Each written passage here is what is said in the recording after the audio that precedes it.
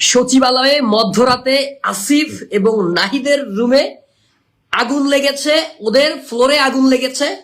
এখন এই আগুন স্বয়ংক্রিয়ভাবে লেগেছে নাকি আগুন লাগানো হয়েছে তার বেশ কিছু প্রমাণ আমার কাছে আছে, আমি আপনাদেরকে দেখাবো। শুরুতে দেখাই হচ্ছে এই যে ছবিটা দেখতে পাচ্ছেন, এটা হচ্ছে 24 ডিসেম্বর এক ফেসবুকে পোস্টে হাসিনার দুর্নীতি বা ছেলে সজীব ওয়াজেদ জয় জোর গলায় বলেছিল, পারলে তার পরিবারের দুর্নীতি প্রমাণ করে দেখাক। ঠিক তার দুদিনের মাথায় আগুন ধরল সচিবালয়ে। সচিবালয়কে বলা হয় বাংলাদেশের হৃৎপিণ্ড, যেখানে ছিল হাসিনার সমস্ত অপকর্মের আমলনামা। আর সেই আমলনামা নষ্ট করতেই আগুন ধরিয়েছে আওয়ামী লীগ। সচিবালয়ে আগুন লাগানো হয়েছে, এটা কোনো দুর্ঘটনা নয়, কারণ 4 মাসে চোখে পড়ার মতো কোনো সংস্কার বা বিচার করা হয়নি, যেটা দেখে লীগ এবং তাদের দোসররা ভয় পাবে। গত ফ্যাসিস্ট সরকারের আমলে দুর্নীতির আতুরঘর হয়ে ওঠা এই সচিবালয় এখানেও শক্ত হাতে চোখে পড়ার মতো কোনো সংস্কার করা হয়নি। অন্তর্বর্তীকালীন সরকারকে ব্যর্থ এবং সচিবালয়ের দুর্নীতির তথ্য নিশ্চিহ্ন করতে সচিবালয়ে আগুন দেওয়ার মাধ্যমে ষড়যন্ত্র করা হয়েছে বলে দাবি করেছেন স্থানীয় সরকার, পল্লী উন্নয়ন ও সমবায় মন্ত্রণালয়ের উপদেষ্টা আসিফ মাহমুদ সজীব ভুইয়া। দর্শক, এই সচিবালয়ে আগুন নাকি সজীব ওয়াজেদ জয়ের নির্দেশে লাগানো হয়েছে, এমনটি প্রতিবেদন সামনে আসছে। ভয়ঙ্কর কিছু তথ্য আসছে যেগুলো আর দেখলে রীতিমতো অবাক হবেন। সজীব ওয়াজেদ জয় স্পষ্ট বলে দিয়েছেন যে আওয়ামী লীগের নেতাকর্মীদের এবং শেখ হাসিনার কেউ দুর্নীতি ফাঁস করতে পারবে না। এই চ্যালেঞ্জ দেওয়ার সাথে সাথেই সেখানে অগ্নিকাণ্ডের ঘটনা ঘটে এবং এই চ্যালেঞ্জের মোকাবেলার জন্য সচিবদেরকে একটি জরুরি বৈঠক ডেকেছিল এবং সকল নথি ফাঁস করার জন্য। আর ঠিক সেই মুহূর্তে, সেই দিনেই অগ্নিকাণ্ডের ঘটনা ঘটে। সব বিষয়ে বিস্তারিত আপনাদের সামনে তুলে ধরব, না টেনে একটি লাইক করে শেষ পর্যন্ত দেখতে দেখো। 24 ডিসেম্বর এক ফেসবুকে পোস্টে হাসিনার দুর্নীতি বা ছেলে সজীব ওয়াজেদ জয় জোর গলায় বলেছিল, পারলে তার পরিবারের দুর্নীতি প্রমাণ করে দেখাক। ঠিক তার দুদিনের মাথায় আগুন ধরল সচিবালয়ে। সচিবালয়কে বলা হয় বাংলাদেশের হৃৎপিণ্ড, যেখানে ছিল হাসিনার সমস্ত অপকর্মের আমলনামা। আর সেই আমলনামা নষ্ট করতেই আগুন ধরিয়েছে আওয়ামী লীগ। সচিবালয়ে আগুন লাগানো হয়েছে, এটা কোনো দুর্ঘটনা নয়, কারণ 4 মাসে চোখে পড়ার মতো কোনো সংস্কার বা বিচার করা হয়নি, যেটা দেখে লীগ এবং তাদের দোসররা ভয় পাবে। গত ফ্যাসিস্ট সরকারের আমলে দুর্নীতির আতুরঘর হয়ে ওঠা এই সচিবালয় এখানেও শক্ত হাতে চোখে পড়ার মতো কোনো সংস্কার করা হয়নি। অন্যদিকে নিজেরা আগুন লাগিয়ে সমন্বয়ক হাসিবুলকে ফাঁসানোর চেষ্টা করছে হাসিনা। আওয়ামী লীগের দাবি, মেট্রো রেল স্টেশনে আগুন দেওয়া হাসিবুলই সচিবালয়ে আগুন দিয়েছে, কেননা নিহত ফায়ার সার্ভিস কর্মীর আহত হবার স্থলের পাশেই সমন্বয়ক হাসিবুল ইসলামকে দেখা যায়। এজন্যই প্রশ্ন উঠছে, এই আগুন লাগানোর ঘটনার পেছনে কি আসলে সমন্বয়ক হাসিবুলের হাত রয়েছে, নাকি তাকে ফাঁসানোর চেষ্টা করছে হাসিনা? এ বিষয়ে বিস্তারিত থাকছে ভিডিওর বাকি অংশে। এছাড়াও প্রশ্ন উঠছে, এত প্রযুক্তি থাকার পরেও কেন আগুন নেভাতে অনেক বেশি সময় লাগলো?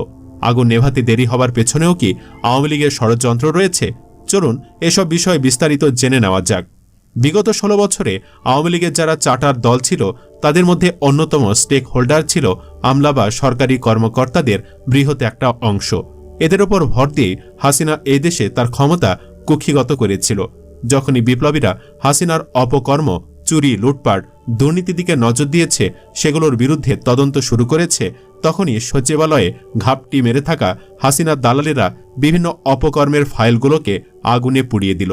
রাষ্ট্র সংস্কার করতে হলে সবার আগে আমলাতন্ত্র ও প্রশাসনে যেসব চার্টার দল এখনও ঘাপটি মেরে লুকিয়ে আছে, তাদের শেকড় থেকে উপড়ে ফেলতে হবে।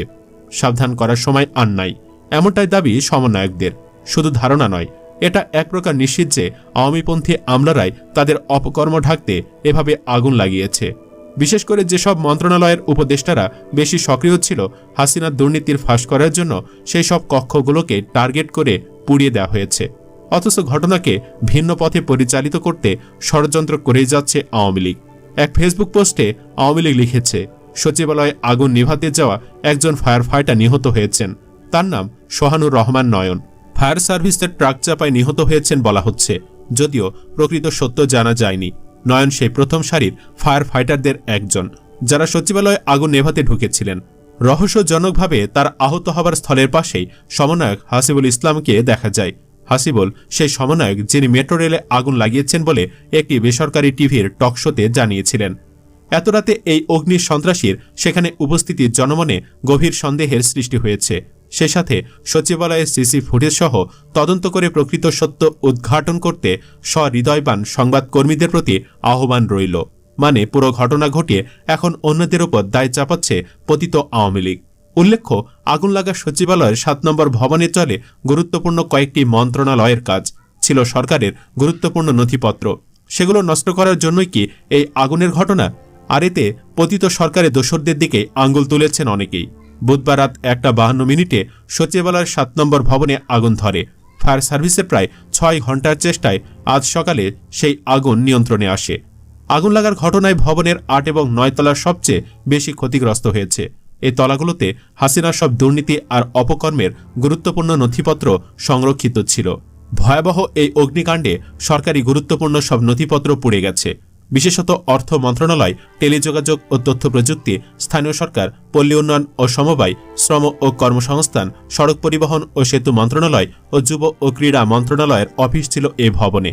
অনুমান করা হচ্ছে আগুনে অনেক নথি পুড়ে গেছে, যার ফলে প্রশাসনিক কাজকর্মে ব্যাঘাত ঘটতে পারে। কর্মকর্তা কর্মচারীরা প্রশ্ন তুলে বলছেন, সর্বোচ্চ নিরাপত্তার জায়গায় কিভাবে আগুন লাগলো? কেউ কেউ আগুন লাগার ঘটনাকে নাশকতা বলেও উল্লেখ করছেন। স্বরাষ্ট্র উপদেষ্টা জাহাঙ্গীর আলম চৌধুরী বলেছেন, সচিবালয় আগুনের ঘটনায় উচ্চ পর্যায়ে তদন্ত কমিটি গঠন করা হবে। ফায়ার সার্ভিসের DG brigadier general Zahid Kamal press ব্রিফিংয়ে বলেছেন, আগুন লাগার প্রাথমিক কারণ এখনও আমরা বের করতে পারিনি, তবে দ্রুতই তদন্ত শুরু করবেন বলে জানা যায়। সচিবালয়ের 7 নম্বর ভবনে আগুনের ঘটনায় নাশকতার সন্দেহ করছেন স্থানীয় সরকার, পল্লী উন্নয়ন ও সমবায় মন্ত্রণালয়ের উপদেষ্টা আসিফ মাহমুদ ভূঁইয়া। তিনি হুঁশিয়ারি করেছেন, এই ষড়যন্ত্রে যে বা যারা জড়িত তাদের বিন্দু পরিমাণ ছাড় দেওয়া হবে না।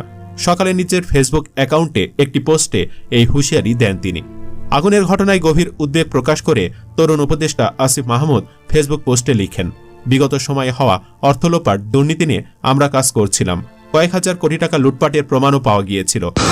সচিবালয়ে মধ্যরাতে আসিফ এবং নাহিদের রুমে আগুন লেগেছে, ওদের ফ্লোরে আগুন লেগেছে। এখন এই আগুন স্বয়ংক্রিয়ভাবে লেগেছে নাকি আগুন লাগানো হয়েছে তার বেশ কিছু প্রমাণ আমার কাছে আছে, আমি আপনাদেরকে দেখাবো। শুরুতে দেখাই হচ্ছে এই যে ছবিটা দেখতে পাচ্ছেন, এটা হচ্ছে আসিফ এবং নাহিদের যে ফ্লোর আছে, এই যে দুইটা ছবি, এই ছবি দুইটা হচ্ছে আসিফ এবং নাহিদের ফ্লোরের ছবি, অর্থাৎ ওইখান থেকে ওদের রুমের ভেতরে ঢুকতে হয়, সেই ফ্লোরের ছবি এটা। এবং যেই ভিডিওটা আছে, আপনাদেরকে যে ভিডিওটা আমি দেখানোর চেষ্টা করব, এই ভিডিও থেকে প্রমাণ হয়ে যায় যে এই আগুন উদ্দেশ্যকৃতভাবে, ইচ্ছাকৃতভাবে এই আগুন দেওয়া হয়েছে। সাধারণত যখন আগুন লাগে তখন সেই আগুনটা এক জায়গা থেকে লেগে বিভিন্ন জায়গায় ছড়িয়ে পড়ে, কিন্তু একসাথে আসিফের ফ্লোরে এবং নাহিদের ফ্লোরে দুই জায়গায় একসাথে আগুন যদি মানে শর্ট সার্কিট থেকেও লাগে, সেটা একসাথে দুই রুমে লাগা সম্ভব নয়। আপনাদেরকে একটু আমি দেখাই।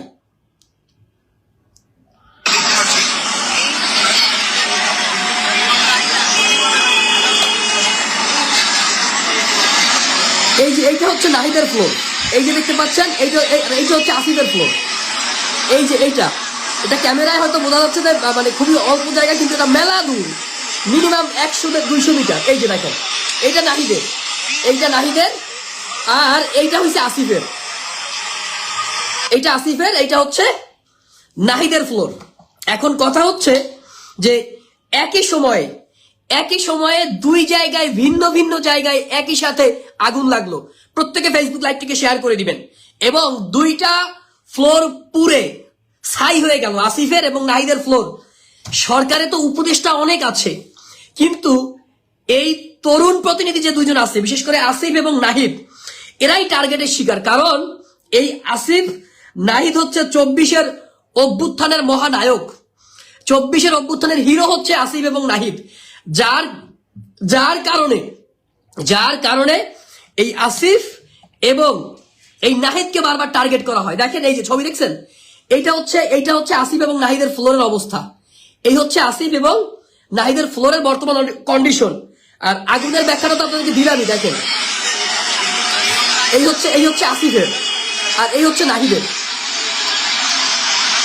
কোনোভাবেই যে এত বড় একটা অফিসে, এত বড় একটা সচিবালয়, মানে কয়েক বিঘা জায়গা নিয়ে যে সচিবালয়টা অবস্থিত,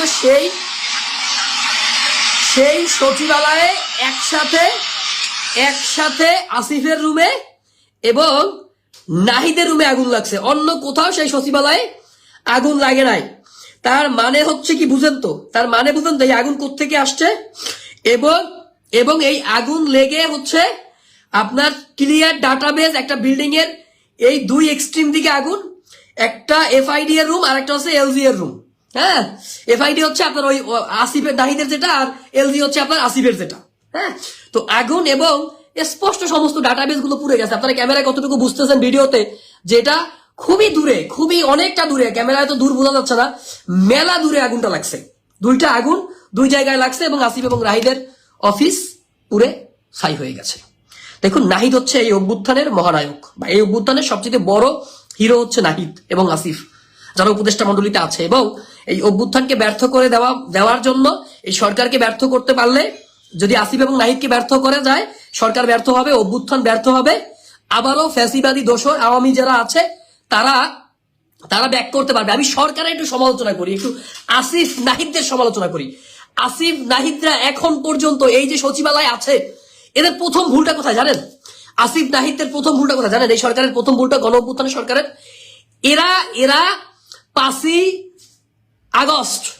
আগস্ট হাসিনার পতনের পরে 8ই আগস্ট যখন হচ্ছে শপথ নিল, এই শপথটা এরা যেই শহীদ মিনার থেকে এক দফার ঘোষণা হলো ফ্যাসিবাদী ব্যবস্থার বিলোপ, ফ্যাসিস্ট হাসিনার পতন, সেই শহীদ মিনারে শপথ না নিয়ে এরা গিয়ে এই ফ্যাসিস্ট যে হাসিনা আছে, হাসিনার দোসর, হাসিনার বসাই দেওয়া যে রাষ্ট্রপতি, সেই রাষ্ট্রপতির অধীনে গিয়ে বঙ্গভবনে গিয়ে শপথ নিয়ে এই সরকার সবচেয়ে বড় জীবনের সবচেয়ে বড় ভুলটা করছে। যার পরিণতিতে এই সরকারকে, যেহেতু এই সংবিধান মাইনে শপথ নিছে, এই সংবিধানের অধীনে এই যে কোর্ট চলে, সচিবালয় চলে, অমুক চলে, তমুক চলে, বিচারালয় চলে, সবকিছু মাইনে তাদেরকে এখন ফাংশন করা লাগতেছে।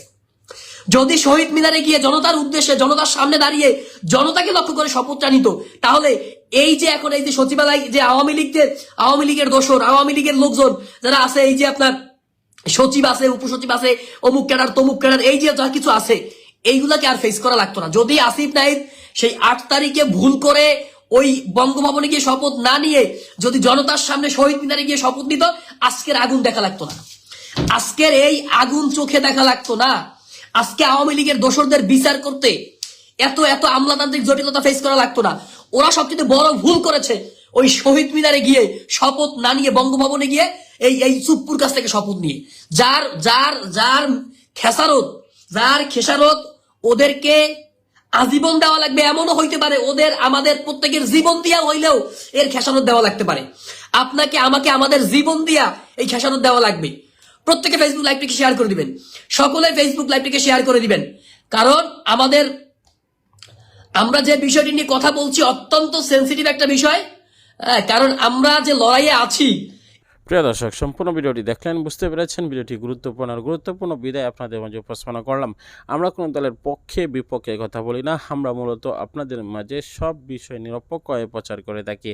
অনেকে অনেক বিষয় বলতেও পারেন, কারণ আমি কোনো দলের পক্ষে বিপক্ষে নিয়ে কথা বলার জন্য এখানে আপনাদের মাঝে উপস্থিত হইনি।